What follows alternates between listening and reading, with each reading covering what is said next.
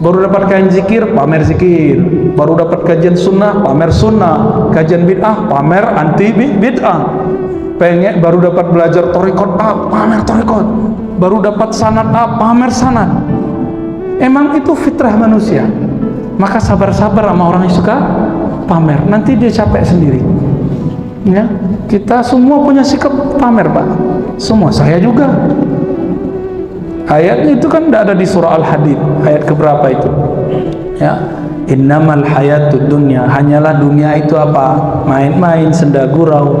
Ya, apalagi tafakhur, lahun walaibun tafakhur. Apa tafakhur? Berbangga-bangga dalam anak, harta, bermunafasah, begitu terus. Cuma itu dunia. Biasa itu ya. Nanti kalau dia sudah belajar, ada yang bisa setahun hilang, ada yang sepekan hilang, ada yang hilang bener ya, hijrahnya gagal. Jadi pintu hijrah itu banyak. Ada yang lewat zikir, ada yang lewat nangis-nangis, ada yang lewat muhasabah, ada yang lewat partai, ada yang lewat gerakan, ada yang lewat sunnah bid'ah, ada yang lewat khuruj. Banyak pintu hijrah itu banyak. Jangan monopoli bab hijrah, ya. Maka orang yang tadinya pengen show up, nunjukin apa saja yang dia punya, nanti lama-lama hilang. Lebih tenang, kalbunya lebih tenang. Talinu juluduhum wa qulubuhum, tapi dengan syarat cuma satu, ila dzikrillah, kepada mengingat menyebut nama Allah. Itu sebabnya orang yang hijrahnya tidak kepada Allah, yang masuk zikirnya tidak bertujuan kepada Allah, dapat hartanya tidak dengan niat mensyukuri nikmat Allah, maka sampai mati dia suka pamer. Dan Nabi mengancam, man samma'a samma'ahullah, siapa yang suka pamer, Allah akan pamerkan aibnya. Hati-hati ya, jadi nggak usah pamer-pamer. Kalau ada orang pamer depan kita, nggak usah suudzon, katakan oh mungkin dia lagi bersyukur, karena ada ayat wa amma bi ni'mati rabbika fahaddits. Surat apa ya?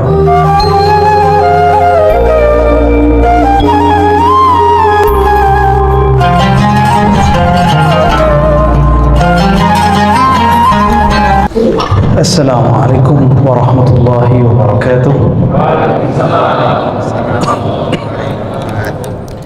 Innal hamdalillah nahmaduhu wa nasta'inuhu wa nastaghfiruh wa na'udzu billahi min shururi anfusina wa min sayyiati a'malina.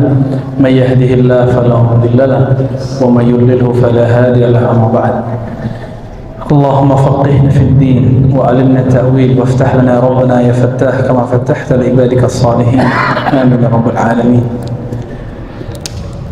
Bapak, Ibu, Saudara, ikhwan akhwat fillah,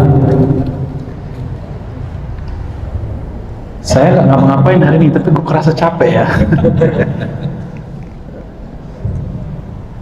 Temanya yang bikin capek kayaknya ya. Temanya apa, Ustaz? Temukan tentang mendapatkan doamu ya Rasulullah.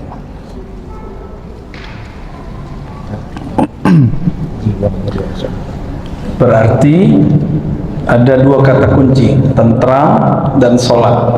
Nah, dari situ kita masuk ya. Di dalam Al-Quran, kata tenang itu muncul sangat eksplisit dalam surat yang sudah sering kita dengar dalam bab zikir. Surah Ar-Ra'd ayat 28. Sering dengar?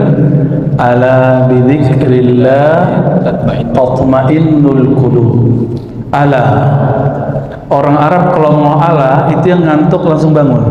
Ala gitu ya. Hoi gitu. Jadi Allah tapi manggilnya halus. Ala, hey, sadar. Kamu sadar, kamu tidak akan tenang dengan game.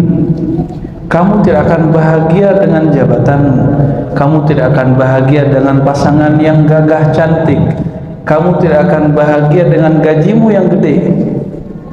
Kamu cuma bahagia. Nah, dalam bahasa Arab jika objek didahulukan, biasanya subjek, predikat, objek. Ini objeknya dimajukan, bidzikrillah, maka harus dipakai jar majrur. Bidzikrillah, hanya dengan menyebut Allah. menyebut nama Allah, mengingat sifat-sifat Allah, berhubungan kontak langsung dengan Allah. Tatma'innul qulub, qalbu menjadi tatma'in. Qalbu itu bahasa Arab artinya taqlibah, satu yang bergerak-gerak. Berkata Imam Al-Qushairi, imam ahli hadis mufassir yang ahli zikir, summiyal qalbu qalban litaqallubihi. Qalbu disebut qalban karena dia cepat sekali berubah.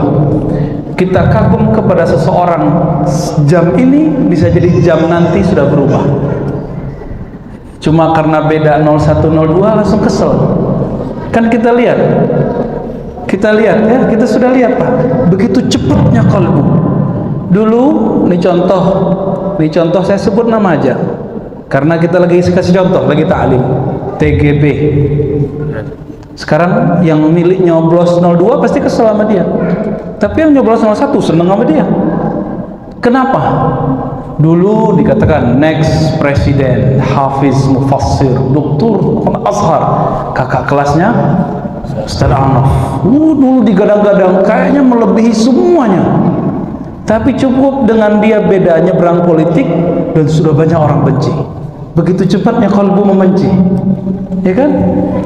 Jadi jangan percaya dengan pandangan pertama, jangan percaya dengan asumsi pertama, karena kalbu cepat berubah. Nah, banyak itu ya, orang nikah kalau pesta di kantor, kalau di gedung mahal gak? Mahal.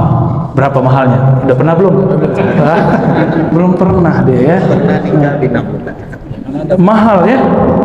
Tapi kemudian orang bisa dalam hitungan sebulan, sepekan, bahkan sekarang sehari sudah nggak cinta sama pasangannya. Bisa? Bisa. Begitu cepatnya kalbu berubah. Supaya kalbu itu tidak cepat berubah ke negatif, ala bidzikrillah tatma'innul qulub. Karena kalbu itu liar. Orang yang disebut nabi itu, wali Allah itu adalah yang bisa mengendalikan kalbunya dengan zikrullah. Kalau kita punya guguk, misal si guguk itu takutnya sama apa? Batu. Sama batu. Nah, batu itu zikrullahnya. Kalbu ini lebih parah daripada si kalbun. Jadi kalbun tipis ya. Kalbun hati.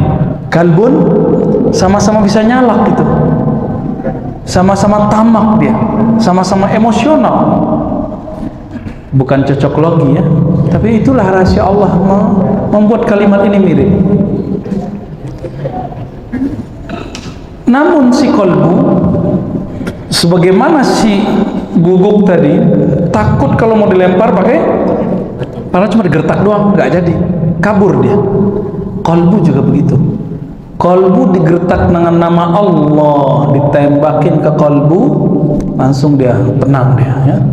Paling dia menggigil sebentar, tenang. Apa dalilnya? Surah Az-Zumar, surah 39 ayat 23. Ayat 23. Taqsya'irru minhu. Qalbu itu mulai indikasinya dari kulit. Tubuh kulit bergetar. Minhu, karena Allah, karena ayat Allah, karena Al-Quran, karena zikrullah. Apa? Juludul ladzina yakhshawna rabbahum. Julud, kulit orang yang takut kepada Allah. Kalau kita takut kepada Allah, rindu kepada Rasulullah, ada orang selawat kita menggigil, Pak. Ada getarannya, kayak ketarik di situ. Kenapa? Itu getaran rindu. Takut kepada Allah itu bukan takut menjauh, tapi takut rindu. Namun kalau bergetar terus kan bahaya, jantungnya nanti bisa jantungan. Maka fitrahnya kalbu, kalau sudah ketemu namanya Allah, summa talinu juluduhum wa qulubuhum illa dzikrillah. Maka si kalbu yang tadinya bergetar, maka kalau ada orang zikir sampai berteriak, bergetar, itu tidak bid'ah. Itu emang efek kalbu, tapi jangan tiap hari, Pak. Ya, berisik juga kita ya, terganggu juga kita. Dan tidak baik untuk jantungnya. Dan tidak baik untuk emosionalnya. Dia harus dilatih terus zikir, summa, pakai summa. Dalam bahasa Arab summa itu beda dengan fa. Summa itu nanti, akan, proses, kemudian gitu. Jadi ada prosesnya. Kalau pakai fa bentar aja, maka setelah ini langsung. Tapi jika pakai summa, dia ada jaraknya. Maka orang kalau rajin melawan kalbunya, nanti kalbunya pasti lembut. Talinu juluduhum wa qulubuhum ila dzikrillah. Lalu kalbunya akan lembut. Itulah kalbunya sahabat Nabi Abu Bakar, Umar, Utsman, Ali, Talha, Zubair, dan sahabat-sahabat mulia, Salman Al-Farisi, Abu Darda, dan semua sahabat Nabi. Awalnya mereka kenceng. Masih ingat kisah Abu Darda, Abu Dzar? Abu Dzar itu orang yang Islam nomor 5. Ana khamisuhum islaman. Di riwayat lain rabi'uhum islaman, dalam kitab Al-Isti'ab karya Ibnu Abdul Bar.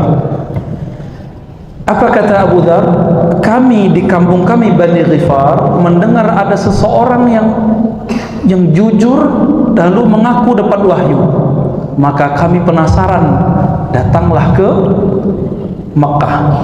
Di Mekah ternyata Nabi baru punya murid Khadijah, Abu Bakar sama Ali. Berarti muridnya berapa? 3. Waraqah bin Naufal udah mati. Siapa Waraqah bin Naufal? Paman Khadijah yang ahli kitab Injil, mengerti Taurat, udah wafat. Jadi kalau dihitung 4 sama Waraqah bin Naufal, tapi ini nggak dihitung. Dihitung cuma Khadijah, Abu Bakar, Ali radhiyallahu ta'ala anhu. Lalu Abu Dzar udah nyampe di masjid Nabi Muhammad, karena dakwahnya baru ke 3 orang ini. Aslinya dakwahnya harusnya di masjid, tapi karena orangnya belum banyak, masjid masih banyak berhala, masih banyak orang-orang yang menyembah berhala, bahkan tawaf tidak pakai celana, nggak pakai baju. Jadi itu Masjidil Haram pernah dikotori oleh orang-orang kafir Quraisy. Mereka mengatakan kita harus suci, maka kita harus buka semua. Tuh aliran nyeleneh ya. Kalau ada aliran nyeleneh gitu, dia menghidupkan ajaran jahiliyah, paganisme. Tiba-tiba datanglah Abu Dzar, tunggu Nabi hari pertama, hari kedua, hari ketiga udah habis bekal. Ternyata Abu Dzar gak sendiri, dia saudaranya wa ummu dan ibunya, tapi saudaranya ini saudara seibu beda ayah, Abu Dzar Al-Ghifari. Apa yang terjadi? Hari keempat cuma minum Zam-Zam. Nabi Muhammad juga tidak kunjung datang, tapi dia percaya pasti ada. Waktu itu kan belum ada Google, belum ada YouTube, mau cari ini ustadznya ada nggak di YouTube, kan begitu sekarang ya. Sejak kapan YouTube jadi standar ustadz itu berilmu? Banyak di kampung-kampung sana ulama-ulama yang ikhlas, tidak digaji, hanya Allah yang gaji dia, nggak ada di YouTube, Pak. Tapi namanya terkenal di langit sana. Allah kelunjungi terus, orang kirim terus malaikat ke sana bawa rahmat, bawa rahmat, bawa rahmat. Ada yang jawab, Ustaz, rahmat nama saya. Ya bukan rahmat yang itu ya, rahmat Allah maksudnya. Hari ke-10, 11, sampai 20, gak ada juga. Minumnya apa? Makannya apa? Makannya Zam-Zam, minumnya Zam-Zam. Udah malam, makannya Zam-Zam, minumnya Zam-Zam. Sampai hari ke-30 Nabi biasanya sekali sebulan waktu itu masuk ke Masjidil Haram. Tiba-tiba Abu Bakar kaget melihat ada orang kurus, lemes, 3 orang. Seorang perempuan, waktu itu belum wajib berjilbab. Terus coba Abu Dzar dan saudaranya Abu Dzar yang seorang penyair. Apa yang terjadi setelah itu? Abu Bakar bertanya, ini wajahnya bukan wajah orang Quraisy. Abu Bakar hafal semua orang Quraisy. Nabi hafal semua orang Quraisy kecuali yang baru-baru lahir. Akhirnya ditanya, man anta? Siapa kalian? Man antum? Kamu siapa? Dari mana? Dijawablah oleh Abu Dzar, ana Abu Dzar. Aku adalah Abu Dzar. Tapi kata Abu Bakar, wajahmu kok melas. Abu Dzar bergirang, ada yang mau ngajak nraktir nih ya. Akhirnya apa kata Abu Bakar? Kamu belum makan ya? Belum. Ternyata Nabi ada di samping Abu Bakar. Ketika Abu Bakar bertanya, apa yang kamu makan? Aku makan selama 30 hari air zam-zam dan minum juga air zam-zam. Lalu Nabi SAW bersabda, Az-zamzam, ma'u zamzam, ta'amun wa syarab. Hadisnya Hasan. Air zam-zam itu ta'am. Apa ta'am? Sama dengan makanan, juga syarab sama dengan minuman. Semenjak saat itu orang jadi tahu rahasia air zam-zam. Walaupun 30 hari bisa hidup dan tidak masalah, justru pembuangan detok, keluar penyakit-penyakit Abu Dzar, maka umur Abu Dzar panjangnya bukan main. Lalu Abu Dzar diajarkan oleh Nabi la ilaha, pengajaran itu disebut talqin zikir. Apa arti talqin? Pembimbingan zikir. Talqin bukan hanya untuk orang mati, tapi lebih diutamakan untuk orang yang hidup. Maka ditalkinlah siapa? Abu Dzar, saudaranya dan ibunya. Abu Dzar paling kencang zikirnya, masuk kalimat itu Allah itu ke dalam dadanya, mengalir ke jantungnya, ke tubuhnya, ke darahnya, ke tulangnya. Maka Abu Dzar mengatakan ke Abu Bakar, wahai Abu Bakar, izinkan aku mengumandangkan, mendeklarasikan kemenangan tauhid di dalam qalbuku. Kan lagi rame deklarasi ya. Apa yang dia deklarasikan? La ilaha illallah masuk ke dalam dirinya. Apa kata Abu Bakar? Dulu aku juga kayak kamu. Pertama dapat la ilaha illallah, pengen nunjukin ke orang, siapa aja ngelawan aku lawan. Kata Abu Dzar, itu mah kamu, aku beda. Tapi Abu Dzar terus, tanpa sepengetahuan Abu Bakar, Abu Dzar tembus ke Masjidil Haram yang banyak berhalanya saat itu, dan dia mengatakan asyhadu an la ilaha illallah. Itu kata-kata dia menggetarkan berhala-berhala semua. Semua orang kafir awalnya takut, tapi pas dilihat ini orang nggak dikenal nih, gebukin aja, digebukin, tapi dia nggak ngerasa apa-apa, langsung pingsan. Dia nggak ngerasa sakit, tapi udah bonyok. Tahu-tahu bangun. Siapa yang membawa dia? Paman Nabi yang belum masuk Islam, namanya Ja'far, atau saudara Nabi ya, Ja'far, saudara sepupu Nabi. Ja'far mengatakan, kalian jangan coba-coba ganggu ini orang, saya kenal ini orang, namanya Abu Dzar. Dia tinggal di daerah Ghifar, Bani Ghifar. Kalau kalian pergi berdagang ke utara pasti lewat kampung Abu Dzar. Orang Arab itu kalau kita bunuh satu orang kaumnya, maka nanti orang kaum sono akan datang sekampung menghancuri kaum kita, membunuh kaum kita.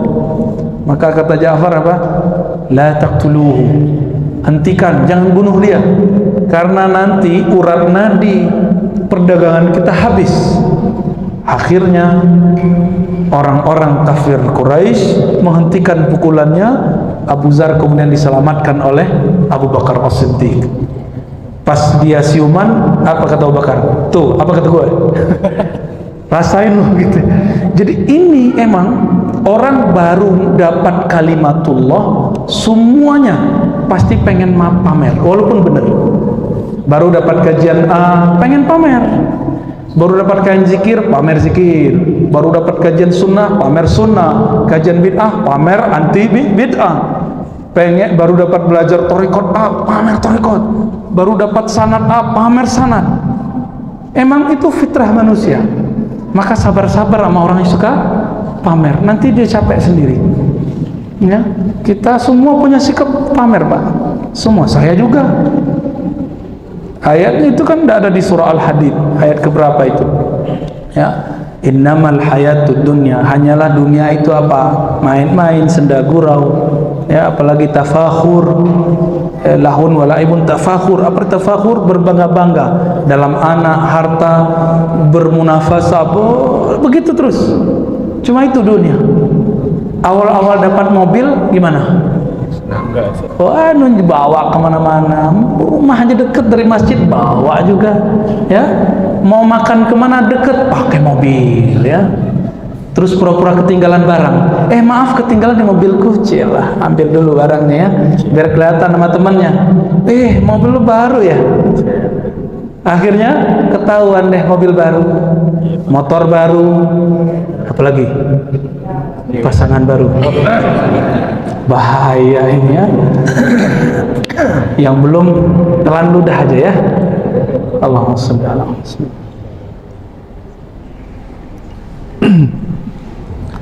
Orang baru belajar silat pengen nantang orang nggak? Pengen. Silat itu untuk badan. Orang baru bisa silat bid'ah juga sama. Silat sunnah juga sama. Silat zikir juga sama. Pengen nantang semua orang. Baru belajar zikir, nanti lihat isi hati orang. Wah, ini ustadz nih ahli zikir nih. Wah, ustadz ini belum sampai nih. Belum sampai kemana? Belum sampai ke alam kubur ya. Biasa itu ya. Nanti kalau dia sudah belajar, ada yang bisa setahun hilang, ada yang sepekan hilang, ada yang hilang bener ya, hijrahnya gagal. Jadi pintu hijrah itu banyak. Ada yang lewat zikir, ada yang lewat nangis-nangis, ada yang lewat muhasabah, ada yang lewat partai, ada yang lewat gerakan, ada yang lewat sunnah bid'ah, ada yang lewat khuruj. Banyak pintu hijrah itu banyak. Jangan monopoli bab hijrah, ya. Kembali ke surat Az-Zumar, ayat berapa tadi? Ayat 23. Di ayat 23 itu dikatakan summa talinu, dengan proses berjalan, maka orang yang tadinya pengen show up, nunjukin apa saja yang dia punya, nanti lama-lama hilang, lebih tenang, kalbunya lebih tenang. Talinu juluduhum wa qulubuhum, tapi dengan syarat cuma satu, ila dzikrillah, kepada mengingat, menyebut nama Allah. Itu sebabnya orang yang hijrahnya tidak kepada Allah, yang masuk zikirnya tidak bertujuan kepada Allah, dapat hartanya tidak dengan niat mensyukuri nikmat Allah, maka sampai mati dia suka pamer. Dan Nabi mengancam, man samma'a samma'ahullah, siapa yang suka pamer, Allah akan pamerkan aibnya. Hati-hati ya, jadi nggak usah pamer-pamer. Kalau ada orang pamer depan kita, nggak usah suudzon, katakan oh mungkin dia lagi bersyukur, karena ada ayat wa amma bi ni'mati rabbika fahaddits. Surat apa yo? Ad-Duha, bukan Al-Lail ya. Al-Lail sebelumnya. Adapun terhadap nikmat Rabbmu, penciptamu, pemberi rezekimu, fahaddits, kamu boleh tunjukkan. Kapan boleh menunjukkan? Depannya bi ni'mati rabbik. Ini syarat dalam bahasa Arab, dalam ilmu akidah, bi ni'mati rabbik. Kalau kita semua telah merasakan ini dari Allah, bukan punyaku, baru boleh tunjukkan. Sehingga ketika kita menunjukkan kecerdasan, bukan kita yang cerdas. Tunjukkan hafalan, bukan kita yang pintar hafal. Tunjukkan kegagahan, kecantikan, bukan kita yang hebat dan cantik. Kenapa? Ada nggak yang lahir niat ngobrol ke maknya waktu lahir, mak, buatin aku hidung yang agak mancung ke depan dong, jangan mancung ke belakang. Bisa nggak? Nggak bisa. Kita sudah dapat begini sudah. Maka wajah ini anugerah Allah, tinggal disyukuri ya. Dulu saya berjenggot, ingin disebut akhi-akhian, pengen dipanggil akhi Ar-Razi, ikhwan Ar-Razi. Tertegun ketika ketemu seorang syekh dari Mesir, namanya dulu ngajar di ma'had kita 2 semester, Dr. Syekh Abdul Bashir Abdul Mu'ti, ahli lughah, ahli tafsir. Apa kata beliau ketika saya tanya, Syekh, tudarris fi ma'had kaza wa kaza, saya sebut, Anda kan ngajar di ma'had ini, itu ma'hadnya kan orangnya berjenggot, manhajnya ini dan ini dan ini, wa anta ma'indaka lihya, sedang engkau nggak punya satu lembar pun nggak ada satu bulu. Apa jawaban dia? Dia lihat jenggot saya yang sedikit ini ya. Ya Ar-Razi, ana la utillu lihyah khaufan bihim. Aku tidak memanjangkan jenggot karena aku takut dihujat tidak semanhaj dengan mereka. Aku pun memanjangkan jenggot bukan juga ingin disebut ustaz. Aku kalau mau manjangkan jenggot karena aku cinta Rasulullah. Tapi cintaku belum kuat. Dia bilang gitu, ya. Jadi ya sudah, aku begini aja dulu. Tapi dalam hati aku cinta Rasulullah sallallahu alaihi wasallam. Bab sederhana. Enggak sampai bilang kalau enggak berjenggot enggak halal. Enggak usah terima khidmahnya. Waduh, kacau sekali ya. Kalau begitu kapan nikahnya? Yang berjenggot di Indonesia kan cuma berapa? Apalagi Pekanbaru ini dihitung cuma berapa? Ternyata Imam Bukhari naruh jenggot di bab zina. Zina itu penampilan, wal libas, pakaian. Yang ingin ikuti Nabi lahir batin, penampilan semua, berarti cintanya sudah full. Silakan ikuti jenggot Nabi. Ikuti Nabi kadang-kadang, jadi sekali seumur hidup panjangkan rambutnya segini. Saya berniat sekali seumur hidup supaya di Sahih Bukhari dikatakan rambut Nabi menutupi separuh telinga dan sampai ke apa namanya ini, punuk onta ya. Ini onta apa manusia ini ya? Yaudah gitu deh namanya ya, kekurangan kosakata kita ya, sampai menutupi. Tapi jangan lama-lama. Kenapa? Zaman sudah berubah. Itu namanya sunnah urfiyah, sunnah tradisi Nabi saat itu. Baju keren ya begitu, penampilan keren yang begitu. Jenggot udah, tapi rambut belum. Jangan sok sunnah dulu ya. Nabi itu pakai sarung, pakai celana. Saya hari malam ini udah capek 3 hari pakai gamis. Sekarang pakai celana ya. Kenapa? Jadi ada siapa nih? Mana Syekh Rasid ini ya? Yang cilik. Dia bilang, saya kira Ustaz Razi itu berjenggot panjang, putih separuh, berserban tebal, terus pakai rida, selendang, seperti habaib para masyaikh. Saya ketawa aja. Ya, kadang saya begitu pakaiannya, tapi saya lebih nyaman pakai ini. Nggak ribet, muter-muternya nggak ribet ya. Namun kalau ingin mengamalkan sesekali, tafadhal, kita punya sanad serban. Kita punya sanad Pak serban. Ada, alhamdulillah. Tapi sanad jenggot ada nggak? Ada sanad jenggot. Nabi itu kalau baca hadis lagi memegang jenggotnya. Ada hadis yang musalsal namanya bil-lihyah. Nabi memegang jenggotnya waktu menjelaskan satu hadis. Maka semua rawi hadis, periwayat hadis megang jenggotnya waktu menyampaikan hadis itu. Maka meranalah yang tidak punya jenggot, tidak Allahumma sholli ala Muhammad. Kembali ke surah Az-Zumar. Di surah Az-Zumar, zikir itu awal bikin kita bergetar, lama-lama bikin lembut. Karena zikir itu mainan kolbu. Karena kolbu itu rajanya jiwa, rajanya badan. Maka orang baru dapat mainan, nunjukin nggak? Anak kecil baru dapat mainan, nunjukin ke temannya nggak? Sama. Karakter itu akan berubah sebatas umurnya. Kalau mainan anak kecil ya mobil-mobilan. Kalau orang anak sudah gede, kalau anak umur 5 tahun, mobil-mobilan. Kalau udah 25 tahun, mainannya mobil beneran, motor beneran. Ya, tunjukin ke temannya. Kalau perlu, di zaman-zaman kita dulu masih unyu-unyu ya. Tahu unyu-unyu nggak? Ya, masih culun-culun lah. Knalpotnya harus bunyi, bung bung bung bung bung, biar kedengeran sama awewe. Tahu awewe nggak? Ya, biar kalau jalan tuh dilihatin sama orang, wah keren gitu. Mobilnya dulu harus ngebul, asapnya tuh kemana-mana. Ternyata nggak sehat begitu ya. Itu dulu yang motornya begitu pasti sekarang kurus. Allahumma sholli ala.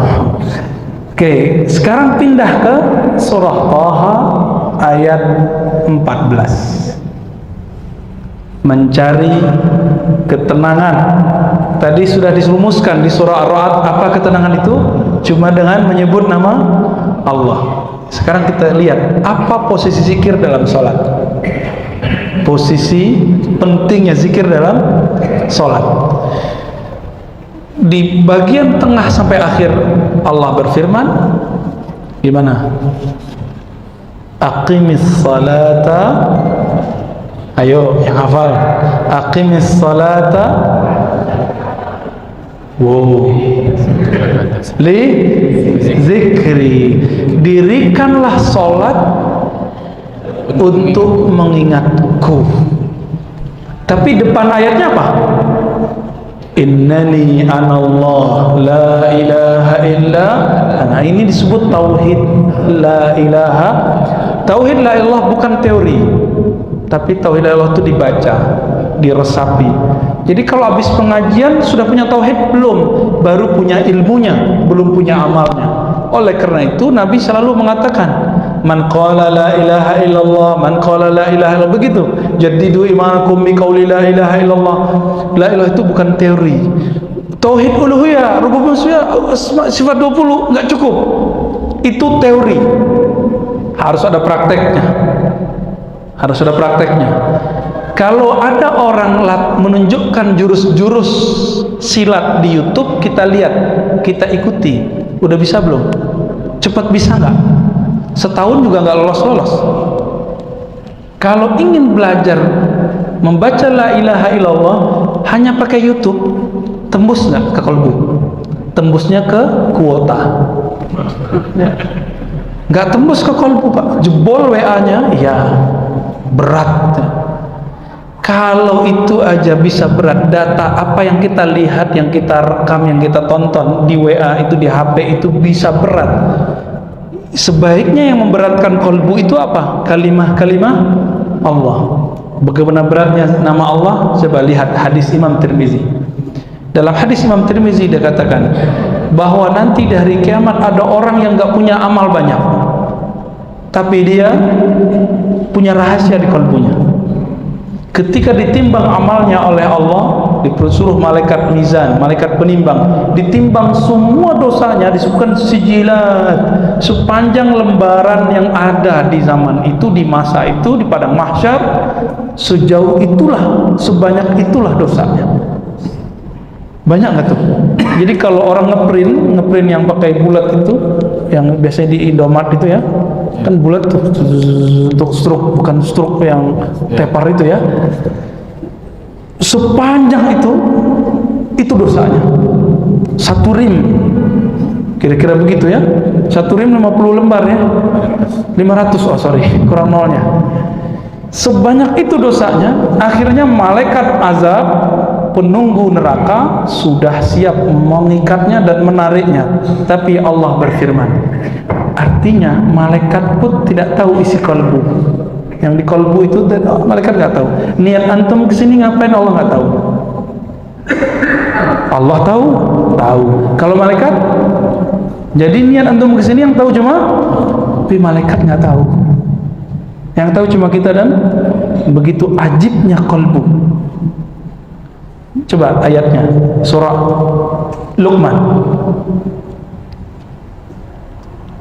Innallaha alimun bidzatis sudur. Pakai inna, sesungguhnya Allah tahu apa yang ada di dalam sudur, di dalam dada. Enggak disebutkan malaikat, tapi disebutkan Allah. Malaikat cuma catat yang lahir-lahir, yang zahir-zahir. Maka Allah katakan ke malaikat mizan, hei malaikat, bedah jantungnya, bedah dadanya, bedah kolbunya. Dulu kolbunya pernah bergetar nyebut namaku bukan? Cek, dibuka. Jadi selain Nabi Muhammad ada hamba Allah yang dibedah. Mau dibedah nggak nanti? Nah, nggak apa-apa dibedah, dibuka. Isinya bukan 01, bukan 02. Ada istighfar depan saya nih ya. Bukan selain Allah. Apa dalam kalbunya? nama Allah, Allah. Dalam riwayat Imam Al-Baihaqi dikatakan Allah, Allah itu berdenyut. Di riwayat Imam Tirmizi, la ilaha illallah, la ilaha illallah, la ilaha illallah. Terus jalan kalbunya, gak pernah berhenti, gak pernah berhenti. Ternyata dia waktu wafat, dia dapat talqin zikir la ilaha illallah, mati. Saat kolbunya bergetar, mati. Maka kolbu yang bergetar ini tidak pernah mati, cuma tubuhnya yang mati. Dari dia mati sampai kiamat berapa lama itu getarannya? Ditimbanglah kolbu yang ada nama Allah bergetar itu. Karena di surah Al-Anfal gimana? Iza dzukirallahu wajilat qulubuhum, disebut nama Allah, kolbunya berdenyut kencang. Seperti orang, bisa jadi orang jatuh cinta, ketakutan, atau mau ujian kan deg-degan. Yang kemarin ikut ujian CPNS deg-degan kan? Ada yang tangannya udah letoy duluan ya, udah gemetaran, nggak jadi, salah terus mencetnya. Saya nggak pernah ikut ujian jadi nggak tahu. Ya. Mau melamar, getaran kolbunya sampai ke lidah, akhirnya manggil mertuanya Mas. Gak diterima jadinya ya. Begitu efek kolbu. Ditimbanglah nama itu, kolbu itu, kolbunya diambil, timbang. Semua dosanya ditaruh. Awalnya masih begini-gini ya. Lama-lama ternyata yang di dalam kolbunya keluar, tambah berat, tambah berat, tambah berat, tambah berat, tambah berat. Makanya orang yang kolbunya ada nama Allah, kata-katanya bisa tebar, masuk ke kolbu kita, tembus ke kolbu kita, bukan masuk kanan keluar kiri.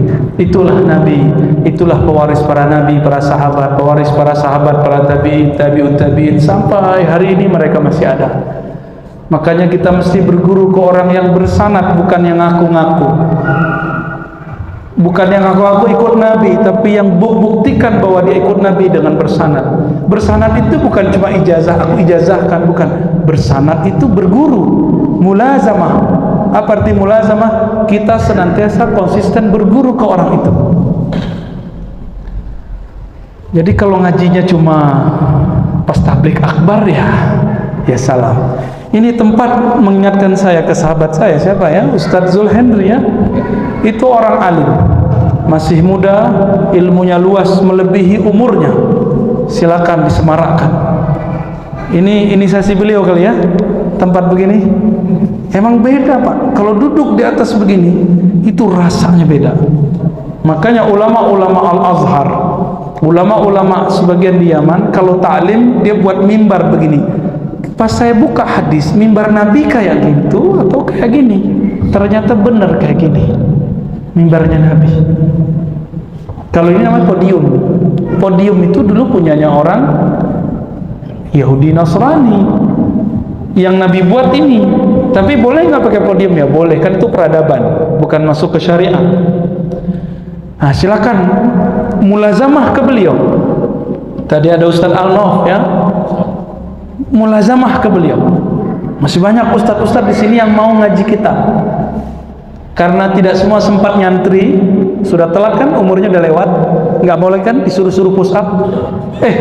Kau telat sholat push up, nggak bisa begitu lagi Pak. Dulu saya awal-awal jadi ustadz, ini bukan masih awal juga ya. Awal-awal jadi guru, jadi ustadz, jadi dosen, itu galaknya bukan main. Karena belum dapat hadis musalsal birrahmah, hadis musalsal dengan kasih sayang ke makhluk Allah. Ada yang ngantuk dikit, saya bilang, anta kum, berdiri, sudah, ya, nggak jarang saya usir. Kamu main-main ya? Kita lagi baca hadis, kamu kok baca buku selain hadis? Ukhruj. Dulu galak Pak, untung kita ketemu hari ini ya. Jadi yang ngantuk-ngantuk tak tidur aja lah. Tapi nggak ada yang ngantuk nih, alhamdulillah ya. Alhamdulillah. Kolbu begitu. Dia kalau sudah terus ditempa, lama-lama dia tambah halus. Coba ini filosofi. belajar ke alam, karena Allah mengatakan siru fil ard, jalanlah di muka bumi. Itu ayat tertulis. Ayat tak tertulisnya apa? Kalau kita lihat orang ngasah sabit, masih ada nggak orang yang nyabit rumput sekitar Pekanbaru? Udah susah ya. Wah, belagu, sok kuto ya, seorang kota. Coba kita keluar Pak, lihat di situ ada orang nyabit rumput pakai sabit. Kalau agak sedikit susah narik rumputnya, terus diapain? Diasah. Ngasahnya, asahannya ada dua, ada yang halus, ada yang kasar. Kalau dia pengen cepat, dia pakai yang mana? Pakai yang kasar dia. Tapi kalau dia pengen lama tahannya, dia pakai yang mana? Tapi lama nggak ngasah pakai yang halus? Boleh cepet-cepet nggak? Enggak, emang halus juga, halus. Bahkan kadang nggak bunyi. Tapi kalau yang kenceng itu, yang kasar itu, ya bunyi deh. Begitu Pak. Orang yang baru dapat ilmu kajian baru itu kasar-kasar ngomongnya kadang. Kita semua begitu. Kalau kata teman saya, ikhwan khuruj jemaah tabligh, ngejos tak gitu. Tahu ngejos nggak? Ya, kayak bukan jos yang minuman kuat itu, lagi jos, lagi semangat.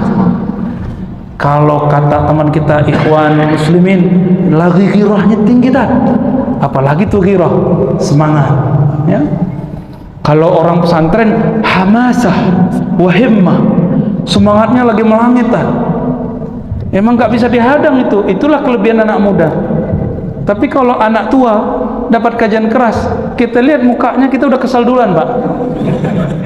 Lah bapak ini udah bau tanah masih aja mau cari masalah di masjid ya? Mau nyalahin kita aja. Nah, tapi sabar Pak, dia badannya tua tapi ilmunya kan masih muda. Nanti lama-lama dia capek. Saya udah ketemu ratusan orang yang curhat mengatakan, Ustadz saya dulu keras, orang kayak Ustadz nih habis saya hina. Terus kok Bapak nggak hina saya? Oh kan dulu Ustadz ya. Jadi kalau sekarang saya dihina orang, saya maklumi. Oh berarti ini baru hijrah ya. Hijrahnya pintu yang beda sama pintu kita. Dimaklumi aja Pak. Nah, kalau antum disalahkan teman, udah maklumi aja.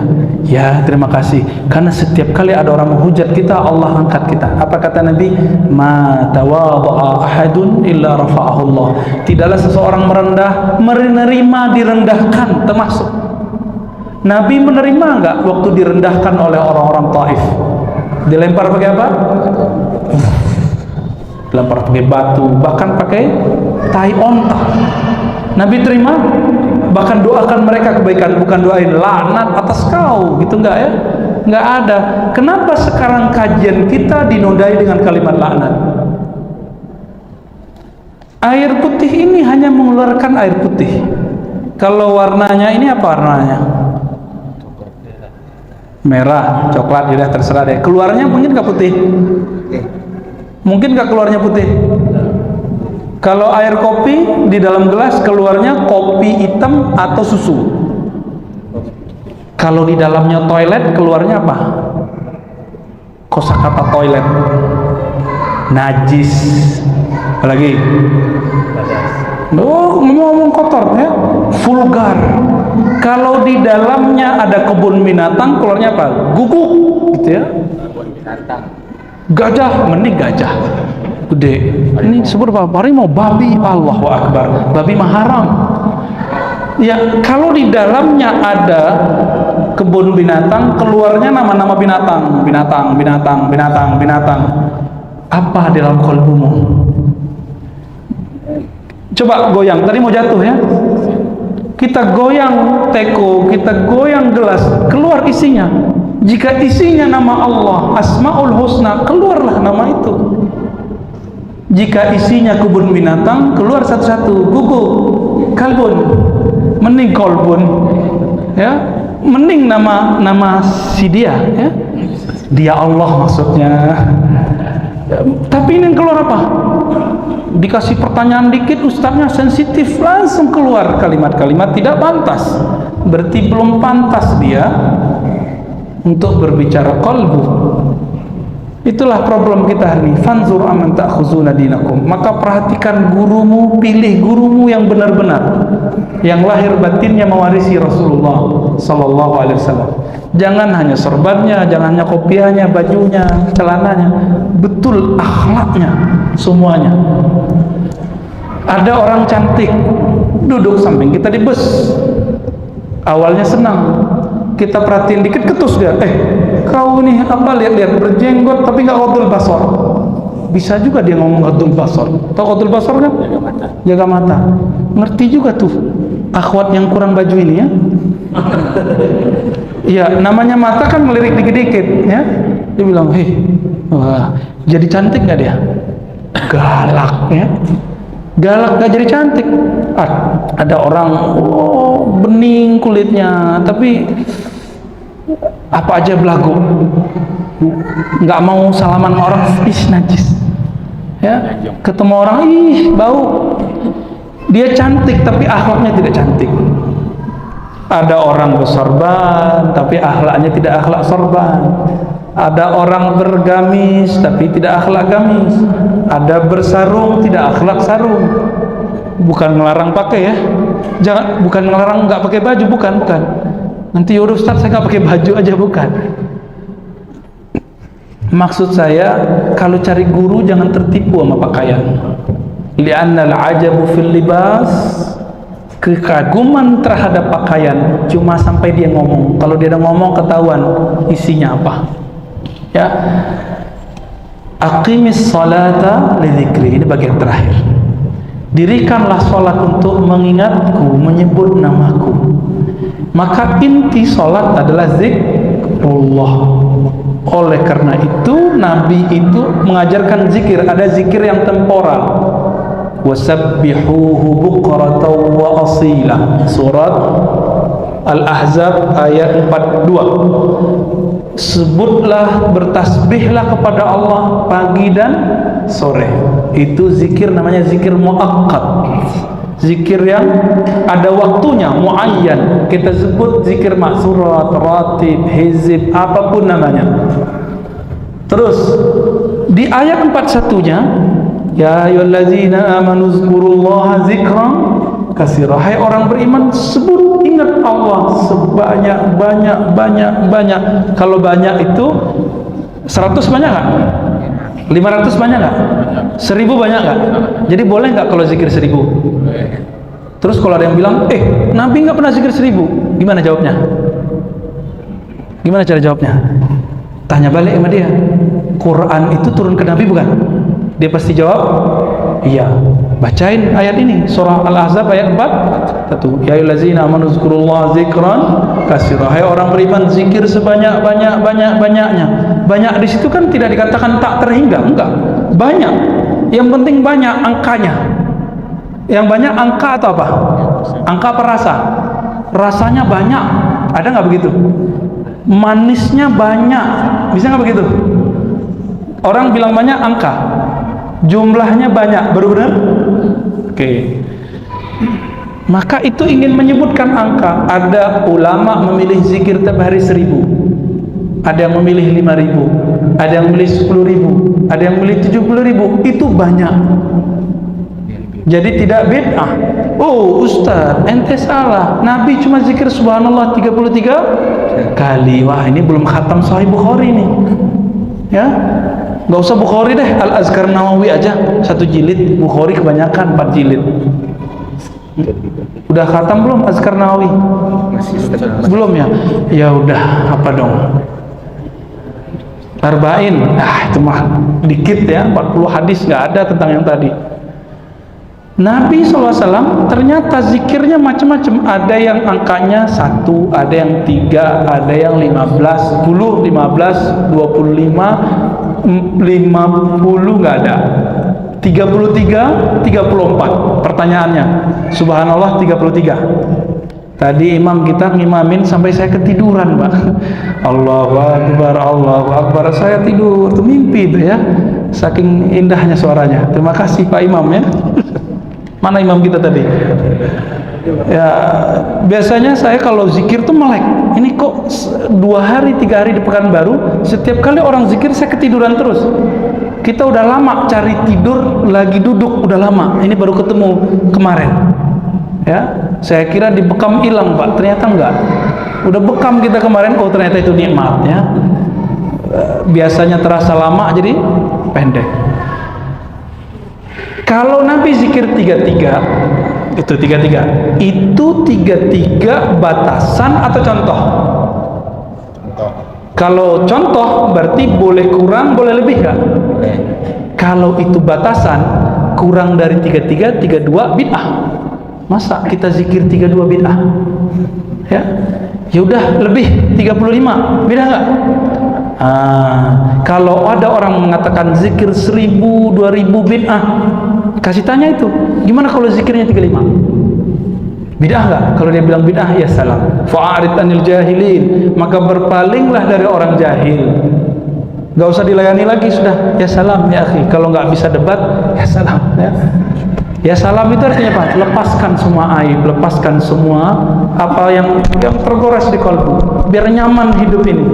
Orang yang paling sempit dunianya, orang yang paling banyak debatnya. Kita udah nggak debat tapi nonton debat, sama aja. Nyesek nggak nonton debat? Nyesek. Malam ini sampai Ramadan nanti semoga ketemu Lailatul Qadar. Kurangi debat, jangan nonton debat lagi. Kasihan kolbu kita kasihan Pak.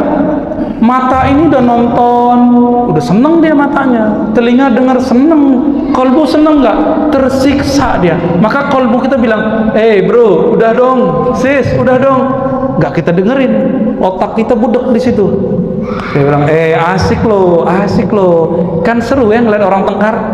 Emang kita punya bakat, emang pengen melihat orang beradu. Itu kan dulu zaman-zaman di Minangkabau dulu kan ada perang Padri. Mereka menghapus perang ayam. Tahu nggak perang ayam? Ngadu ayam. Emang seneng Pak. Saya waktu kecil pernah ngadu ayam. Ya. Tapi kemudian baca sejarah perang Padri. Itu ayam kita jago sekali. Warnanya aneh. Nggak ada warna seperti itu. Itu tajam apa namanya di sini? Taji ya, bukan taring ya. Kalau dia begini bisa 2 ayam langsung tepar. Sakti juga nih ayamku nih ya. Judul ada candunya. Itu ngeliat ayam candu kita Pak. Oke, sekarang ngeliat orang tengkar, seneng nggak? Seru ngeliat orang tengkar itu. Maka dibuatlah pertengkaran resmi sambil main-main, dikasih juara tuh, tinju-tinju ya. Orang yang agak cerdas sedikit, dia nggak mau lagi tinju-tinju, capek ngeliat tinju-tinju. Mending tinju-tinju otak. Itulah debat ya. Maka lakulah ILC, lakulah Najwa Shihab, laku. Kenapa? Makanan otaknya orang itu pertanda udah dewasa dikit, belum dewasa banyak. itu sebenarnya kabar baik Pak. Saya awalnya senang, wah makanannya orang Indonesia bukan hanya lagi adu ayam, bukan lagi adu petinju, adu survei, adu quick count. Aduh, capek Pak. Kita udah nyoblos kan? Kayaknya ada yang beda nih. Ya nggak apa-apa toh. Nanti hisab sama Allah sendiri kok. Kita kan punya alasan sendiri. Bapak salahkan Allah. Ini baru 1/4 dari bab zikir yang saya sampaikan untuk sholat, belum zikir yang lain. Tapi saya rasa sudah cukup lah ya. Jadi inti dari sholat itu zikir. Inti dari ujian matematika itu apa? Rumus-rumusan terus dilatih-latihkan. Maka sebelum orang megang ujiannya, dia latihan buat soal nggak? Maka perlu sekolah. Sholat itu kayak ujian. Kalau orang di luar sholat tidak zikrullah, dijamin di dalam sholat tidak khusyuk. Jadi kalau saya udah nggak punya teori apa lagi Pak, udah banyak teori kita pakai untuk sholat khusyuk. Teori saya cuma satu dan itu ampuh. Mau sholat khusyuk? maka caranya cuma satu, zikir kolbunya lebih banyak di luar sholat daripada selain zikir. Zikir kolbu bisa sambil ngapain? Bisa sambil kerja, bisa sambil berkendara, bisa sambil ngajar, bisa sambil ngapain? Si kolbu kan nggak terganggu. Namun untuk bisa zikir kolbu, kalau nulis nama di kertas pun, itu dirimu umur berapa bisa nulis? 6. Kelas 3 udah bagus tulisannya belum? Kelas 5 ya? Berarti 5 tahun baru mantap nulisnya ya. Bisa nulis sambil dengar, itu udah kapan? Sambil dengar nulis Kelas 1 SMP. kelas 1 SMP, artinya dari TK, anggaplah dari kelas 1 sampai kelas 6 baru bisa sambil nulis, sambil dengar, sambil ngobrol, bahkan bisa. Maka orang yang bisa sambil itu harus sabar, diasah lama-lama, diasah kolbunya terus, diasah. Maka sambil ngomong bisa zikir. Kalau sekarang kok nggak bisa? Ya iya kan.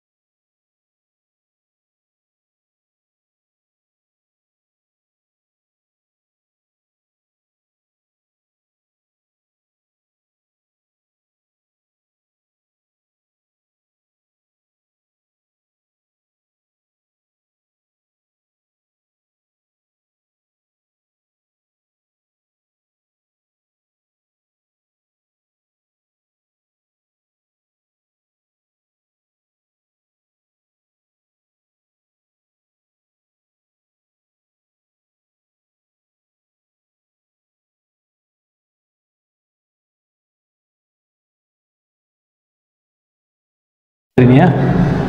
Ini murid Ustaz Zuhandi kan? Insya Allah. Masih belum yakin dia jadi murid ya. Harus dinisbatkan. Fala tas'al, jangan kamu tanya panjangnya. Berarti dalil ini bukan dalil sholat tarawih. Kelirulah orang jika memasukkan ini sebagai dalil sholat tarawih. Tapi ini kata Imam Tirmizi, ini dalil qiyamul lail. Tarawih itu qiyamul lail nggak? Maka kata Imam Tirmizi ini boleh-boleh saja dijadikan dalil. Wah, begitulah ramai dalam satu dalil aja bisa sekian pemahaman. Tiba-tiba sekarang kita dipaksa untuk satu paham. Nah, ini kesalahan membaca hadis. Tapi arba'an di situ itu dijelaskan di kalimat hadis berikutnya di bab yang sama di Sahih Bukhari dan Muslim. Apa kata Nabi? Salatul lail masna masna. Salat malam itu mesti satu atau dua rakaat. Dua rakaat. Maka hadis yang pertama itu hadis am, yang kedua hadis khas.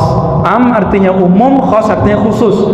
Ulama ahli usul fikih sepakat mengatakan jika ada dalil khusus maka dalil umum tidak boleh diamalkan, mesti ngikutin dalil yang khusus.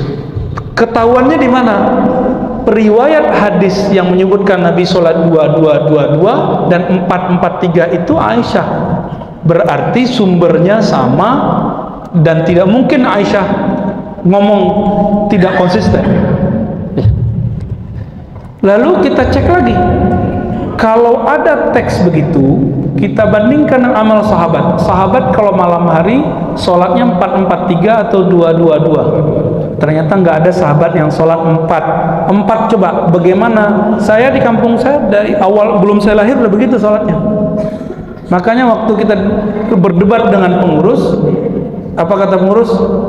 Aku belum lahir di sini sudah 443. Begitu. Ya, tapi kitab saya kan lebih tua. Kitab saya sumbernya Nabi Muhammad SAW. Kitab hadis Sahih Muslim. Ya, cuma kita nggak mau debat panjang-panjang waktu itu. Alhamdulillah tahun berikutnya diganti. Jadi beliau dapat pencerahan, nggak tahu dari mana. Jadi kita nggak bisa maksa orang walaupun dalil sudah sahih. Dan disebutkan dalam hadis itu yusallim, bersalam setiap rakaatain, setiap 2 rakaat. Nah, kalau sholat yang 4 gimana? Takbir ada nggak duduk tahiyat pertamanya? Nggak ada. Maka ini sholat aneh. 4 kok nggak ada tahiyat pertamanya? Nggak mirip sama maghrib, nggak mirip sama isya. Sholat macam apa ini? Ya itulah sholat baru yang muncul. Dan itu riwayatnya dipahami oleh Imam Son'ani. Tapi Imam Son'ani bukan imam ahli sunnah. Imam Son'ani ini Imam Zaidiyah, mensyarah kitab ahli sunnah, diikuti oleh Imam Al-Mubarakfuri, pensyarah Sunan Tirmizi. Tapi Al-Mubarakfuri ini disebut Asy'ari. Asy'ari itu beda dengan Salafi. Asy'ari itu yang ada hadisnya itu amalan dia. Meskipun misalnya ini 443, ini 2222, maka dia amalkan 443 walaupun sekali seumur hidup. Siapa? Imam Al-Mubarakfuri dari India ya. Maka saya kalau orangnya nggak mau dirubah dari 443, ya kita berhusnuzon dikit Pak, dikit. Selebihnya saya suzon. Dikitnya apa? Mungkin dia ngikutin teks secara tekstual 443. Tapi orang ini ketahuan nggak belajar usul fikih, nggak belajar fikih, nggak belajar kaedah ahli hadis dan kaedah ahli fikih. Kaedahnya kita sudah sebutkan tadi sore, karena tidak semua hadir kita ulang. Jika ahli hadis berbeda pendapat mengenai makna hadis, yang didahulukan ahli fikih. Jika ahli fikih beda pendapat mengenai kualitas hadis, yang didahulukan ahli hadis. Kenapa Imam Syafi'i kalau sholat baca Fatihah dijaharkan padahal gurunya enggak? Bismillahirrahmanirrahim. Kenapa? Karena bagi Imam Syafi'i Quran itu qiraat, diriwayatkan secara mutawatir lebih dari 10 orang setiap generasi. Dan dalam ilmu Al-Quran wajib membaca basmalah. Maka Imam Syafi'i mengatakan wajib mengeraskan Billah. Itu kenapa Imam Syafi'i beda? Ustaz kan di Mekah enggak begitu. Mekah tahun berapa? Ya, ke Mekahnya kan baru tahun kemarin. Taib, ini banyak pertanyaan, kita jawab pendek-pendek aja. Assalamualaikum Ustaz, zikir yang mana yang terbaik? Istighfar, salawat, la ilaha illallah. Tergantung keadaannya. Kalau kolbunya kotor, kalau gelasnya kotor, dibersihin dulu atau langsung minum? Dulu. Salawat, la ilaha itu minuman. Istighfar itu pembersih. Bersihkan dulu kalau kotor. Ciri-ciri kotor apa? Pas zikir la ilaha kok nggak nikmat-nikmat, berarti masih kotor. Istighfar lagi. Ulang lagi, belum nikmat, berarti istighfar lagi. Mungkin cara istighfarnya nggak benar. Bagian sini udah bersih, belakang belum. Kita masih bersihin yang depan, karena belum tahu cara teknik beristighfar. Teknik istighfar itu ditalkinkan juga, nggak main istighfar doang. Ya. Ini sudah. Bagaimana caranya supaya ketenangan yang didapatkan dalam sholat bisa berbekas pada saat di luar sholat? Gak usah pakai teori. Zikir yang banyak di luar sholat, zikir itu yang akan membekas dalam sholat. Kalau sudah membekas dalam sholat, baru dia berbuah lagi keluar sholat. Apa kata Nabi? Bekas zikir itu sederhana, bekas sholat. Nabi mengatakan orang yang sholat 5 waktu sama kayak mandi 5 kali. Tahu hadisnya ada di Bukhari, ada di Muslim. Kita nggak usah sebutkan teksnya karena buru-buru. Maka orang yang sholat 5 waktu dengan zikrullah, dia akan bersih kata-katanya. Kenapa? Karena dia mandi kolbu 5 kali. Mandi kolbu itu Pak 5 kali. Bayangkan itu kepala yang kita rawat setiap hari, sekarang lebih rendah dari tempat keluarnya buang air besar dan air kecil. Betapa kita mengatakan, hei wajahku yang hebat, yang bagus, yang cantik, yang ganteng, apalah ya, kau ini lebih hina dari tempat keluar buang air besar. Kau lebih dihina di hadapan Allah Ta'ala. Nah ini, kalau berbekas sujudnya, orang ini nggak akan pernah sombong. Ustadz dia sujud sampai hitam jidatnya, tapi kok belagu, berarti terlalu keras nekannya ke jidatnya, bukan ke kolbunya. Nah sekarang biar bekasnya tidak hanya hitam di sini, tapi memutihkan yang kolbu. Jangan cuma sibuk nekan kepala ya. Ketika sujud, kalau dia berbekas biarkan, tidak berbekas biarkan. Karena yang dikenal bekas sujudnya dari asar sujud di mukanya, simahum fi wujuhihim min asar sujud, itu bukanlah jidat yang bergaris-garis tip X apa itu ya. Tapi kalau kulit antum begitu ya nggak apa-apa toh. Ada yang begitu nggak jidatnya ya? Ya nggak apa-apa. Namun bukan itu yang disebut bekas sujud. Bekas sujud yang mana? Sujud itu ketika orang tidak sombong. Maka kalau orang sudah sujud, mau berbekas nggak berbekas di jidatnya, tapi masih sombong, dia belum sujud. Subhana rabbiyal a'la atau subhanakallahumma wa subhana rabbil a'la itu, ya Allah yang maha mulia engkau, yang maha tinggi engkau, aku rendah. Dan ajib, ini ajib. Apa kata Nabi? Aqrabul abdi, sedekat-dekat hamba, wa rabbihi, dan Rabbnya saat sujud. Bukan lagi naik gunung, di atas gunung sholatnya dekat, bukan ya, tapi waktu kita ke sujud. Bagaimana cara agar iman tetap naik dan tidak turun, tapi kita berada dekat orang-orang yang kurang dekat dengan Allah? Tahu dari mana mereka kurang dekat dengan Allah? Misalnya dunia kerja. Oke. Orang itu karakternya dua, karakter dipengaruhi atau karakter mempengaruhi. Nah, kita yang mana? Kalau karakternya gampang dipengaruhi, maka kurangi gaul dengan mereka. Udah. Kalau karakternya gampang mempengaruhi, ini kita sebut karakter dai. Jadi kalau ada dia rame, apa kata teman kita? Nggak ada lu, nggak rame gitu ya. Ada kamu bikin rusuh, itu beda lagi ya. Ada dia, di mana ada dia bikin rusuh. Imamnya nggak nyaman, kita duduk nggak nyaman ya. Ya sudah terusin ya. Kalau itu beda lagi, itu terlalu berbakat gitu ya. Jika ini terjadi, maka perlu yang disebut dengan ijtima, majelis zikr. Para sahabat itu mereka punya hari-hari khusus untuk ketemu Nabi. Sekedar church ya, ngecas isi kolbunya. Kenapa? Memandang Nabi sekali saja itu sudah bikin seger kolbu. Gimana kalau memandang Nabi berkali-kali? Beda kalau memandang saya ya. Bapak langsung batuk, Pak. Allahumma sholli ala Muhammad. Allahumma sholli.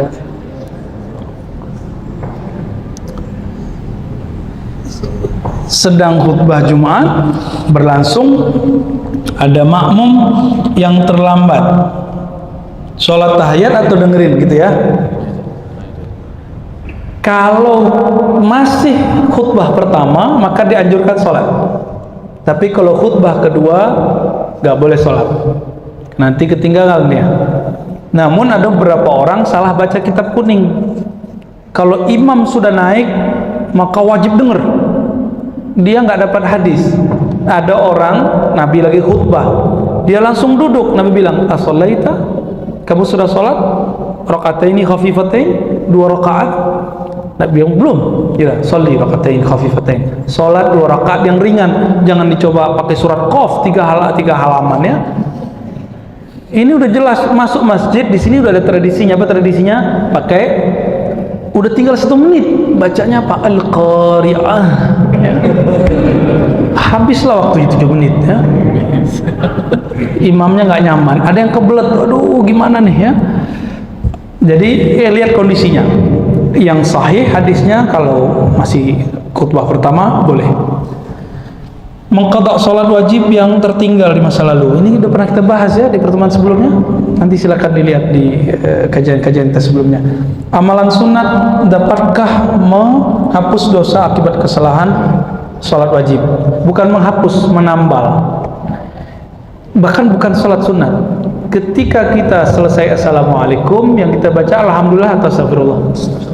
Nabi mengajarkan istighfar atau alhamdulillah? Istighfar. Kenapa? Untuk nambal tadi lagi sujud ingat selain Allah. Waktu lagi ruku melihat celana, wih keren juga celanaku jingkrang ya. Sunnah. Kata yang celananya di bawah mata kaki, lebih keren aku lah. Bagi yang hari raya ini ibu-ibu nih pakai mukena bagus, pas sujud ngeliatin ya, maka makruh kalau ada mukena terlalu banyak itunya itu ya, motif-motifnya itu bikin cowok-cowok bermotif nanti ke dia ya. Hati-hati.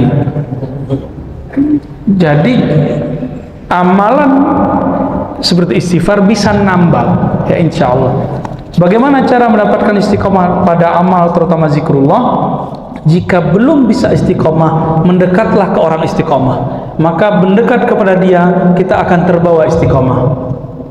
Udah gak istiqomah, temannya orang yang gak istiqomah, ustadznya tidak istiqomah. Ustadznya witir gak jalan, berguru ke orang tak berwitir. Gimana mau sholat witir istiqomah? Kalau mau istiqomah sholat witir, berguru ke orang yang sholat witir. Kalau mau tahajudnya istiqomah, berguru ke orang tahajud. Kalau mau zikirnya istiqomah, berguru ke orang yang zikirnya istiqomah. Udah malam.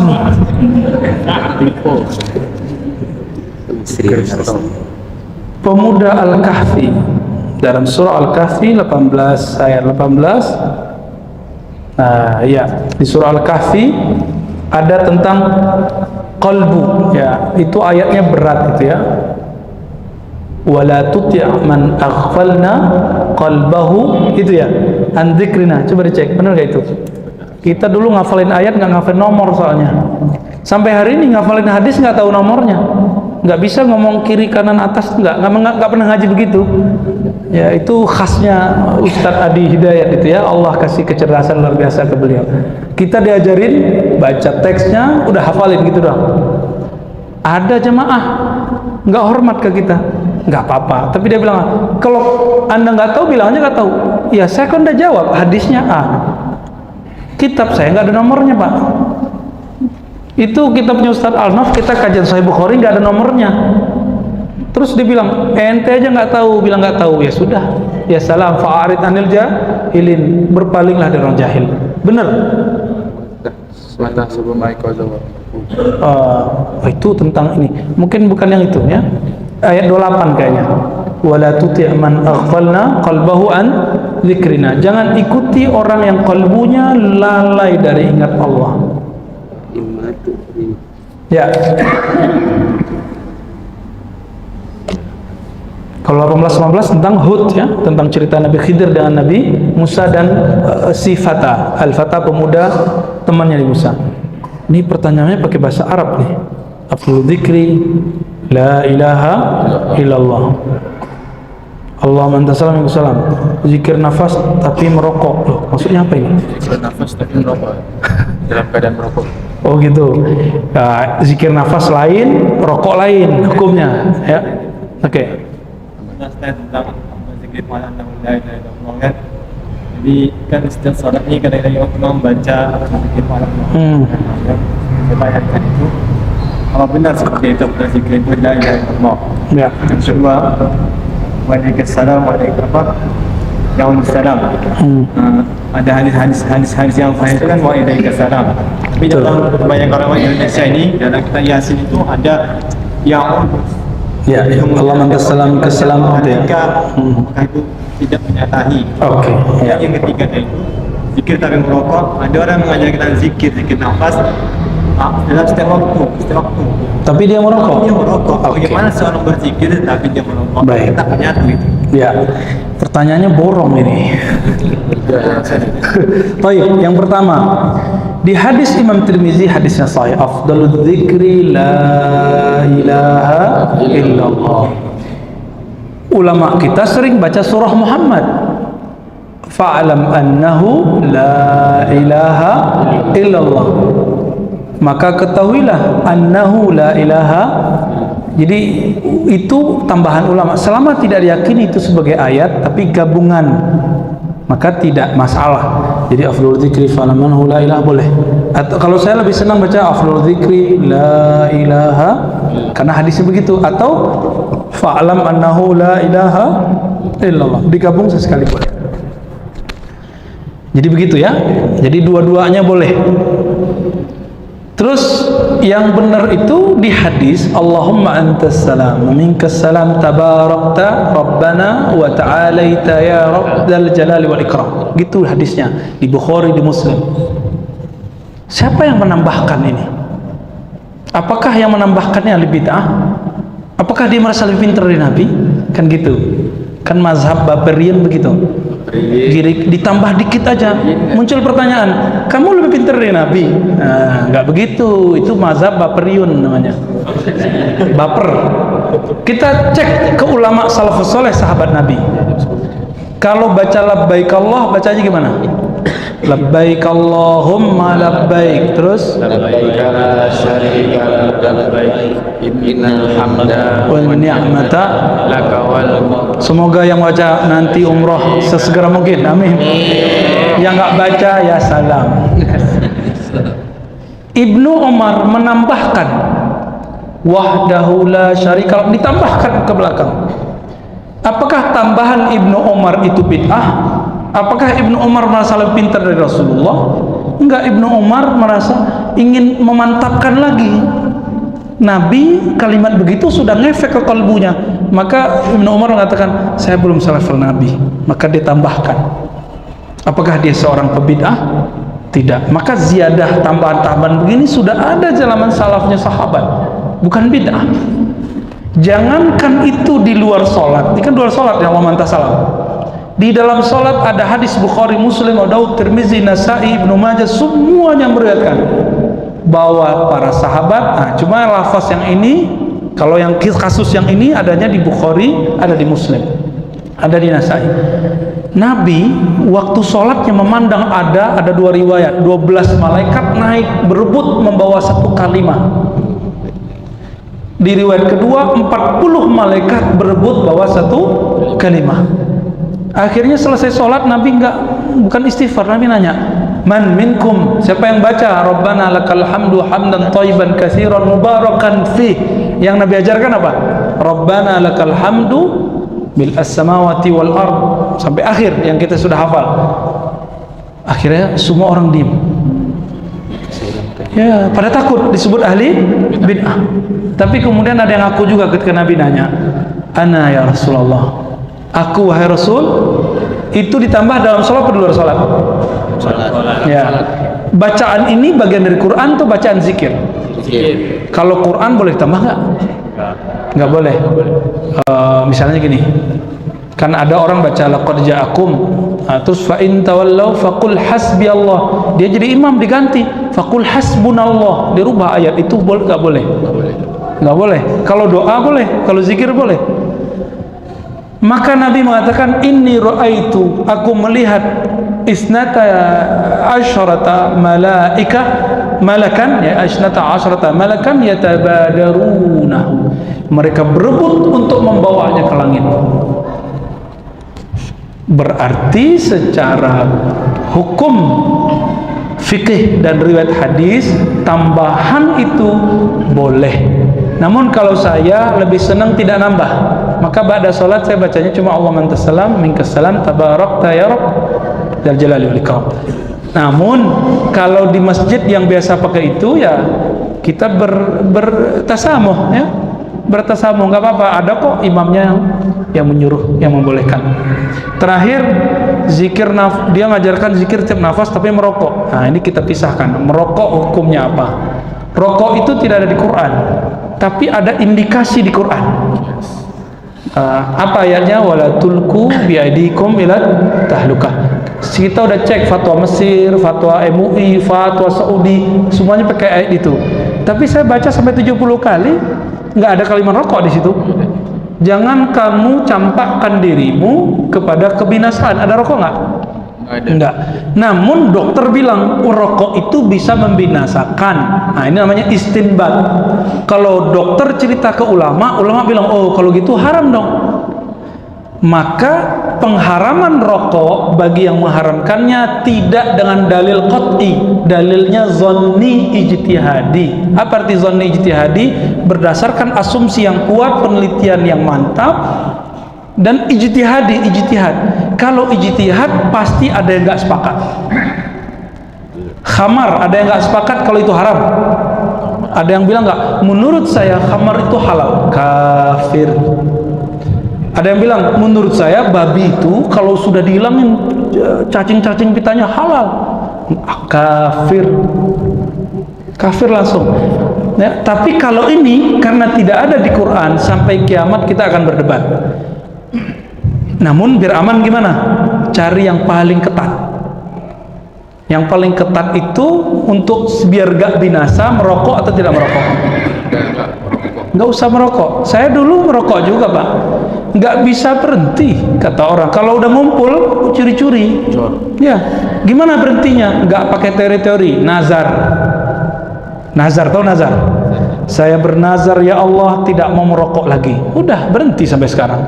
Nggak usah pakai teori-teori, pakai terapi nazari. Gitu aja. Jadi yang mau berhenti merokok nazar aja Pak.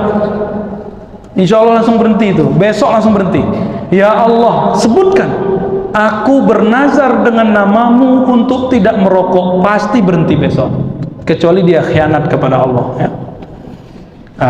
Maka kalau ketemu ada orang ngajar zikir terus dia ngerokok, kalau nggak seneng cari aja guru yang nggak merokok. Banyak kok guru kita ahli zikir nggak merokok. Saya punya guru yang merokok, punya guru yang tidak merokok. Kalau giliran nyampe ke guru yang nggak merokok, saya pakai ayat itu wala tulku biadikum ila tahlukah dengan ijtihad ini. Tapi kalau ketemu sama yang merokok, kita bilang apa? Yang penting gua dapat ilmunya. Ya, masalah dia ngerokok ya sudah, tahan napas saja kita Pak. Dan itu emang butuh kebijaksanaan. Kalau cuma karena merokok kita anti kepada orang, maka banyak ulama yang ilmunya terkubur. Ya, tapi jangan ngerokok ente ya.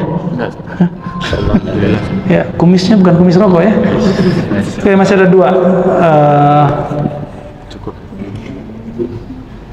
Cukup lah ya. Cukup. 10 menit. Ini nggak bisa baca saya ini, tapi sedikit. Ustadz, di Quran ada surah Al-Ahzab, ayatnya saya lupa, mengenai jilbab. Kalau dibaca artinya jadi cadar itu wajib, tapi hadis Nabi mengenai jilbab kok beda ya? Ya, di Quran itu kalimatnya dua, jalabib dan khumur, bi khumurhinna. Jalabib di surah Al-Ahzab, khumur di surah An-Nur. Jalabib artinya pakaian yang menutupi tubuh semua. Maka saya juga pakai jalabib, jilbab secara bahasa. Perempuan juga pakai jilbab, tapi bahasa Indonesia ini kan unik. Bahasanya Arab tapi rasanya Indonesia. Contoh halal bihalal. Mana ada bahasa Arab? Ta'ali syekh halal bihalal. Pusing dia, apa tuh halal bihalal? Muhrim. Muhrim itu orang lagi ihram. Kita muhrim, sorry. Kan gitu ya. Nggak boleh nikah gitu. Mahram, bukan muhrim. Macam-macam. Ulama dalam bahasa Indonesia, ulama itu yang ceramah. Padahal ulama dalam bahasa Arab yang takut kepada Allah. Nah, jadi bagaimana cadar? Cadar itu masuk ke ayat itu, jalabib. Karena arti jalabib itu yang menutupi semua tubuh, hatta wajah, sampai ke wajah. Jangan heran di Arab sana, laki-laki kalau musim tertentu pakai tutup semua. Pakai cadar juga.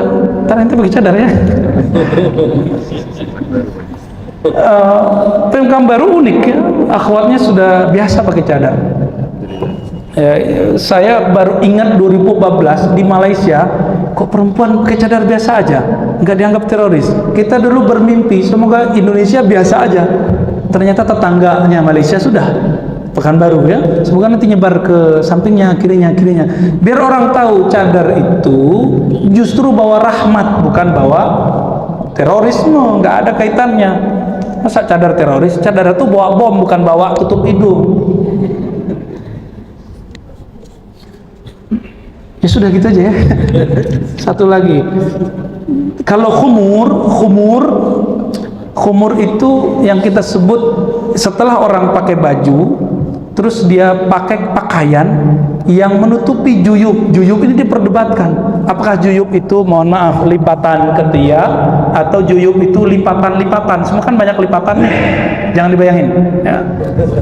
Apakah lipatan itu bagian ini itu yang diperdebatkan. Maka di Mesir ulama perempuannya jilbabnya beda dengan ulama Saudi.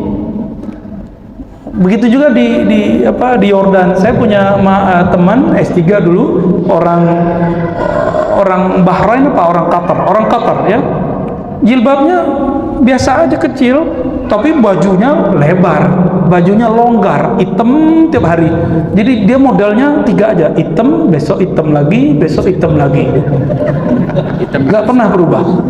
Nah, karena emang di sono modelnya hitam. Indonesia ini karena banyak warna-warna, ini jadi peradaban. Jadi maka warna hitam bukan syariah. Yang syariah itu satu, nutup aurat. Nutup aurat. Mengenai warna, selama tidak, satu, buka aurat. Hafalkan, tidak buka aurat. Ini bagian terakhir nih ya. Hafalkan, tidak buka aurat, tidak menyerupai lawan jenis, tidak transparan, tidak ketat. Tambah 5, tidak menyerupai ritual agama tertentu. Faman tasyabbaha biqaumin fahuwa minhum. Udah itu aja, 5T. Pakaian syar'i apapun modelnya, yang 5 ini sudah, itu sudah disebut syar'i. Tidak mesti ngikutin satu model di Arab sana atau satu model di tanah Melayu. Boleh semuanya. Penutup, apa zikir yang tepat untuk orang yang terkena sihir? Kul. Banyakkan kul a'udzu bil falaq. Kul a'udzu bil falaq itu cepat mentalkan sihir insyaallah. Semoga bermanfaat. Mohon maaf jika ada kesalahan dalam menyampaikan. Semoga Allah tutup aib kita. Astaghfirullahalazim. Astaghfirullah.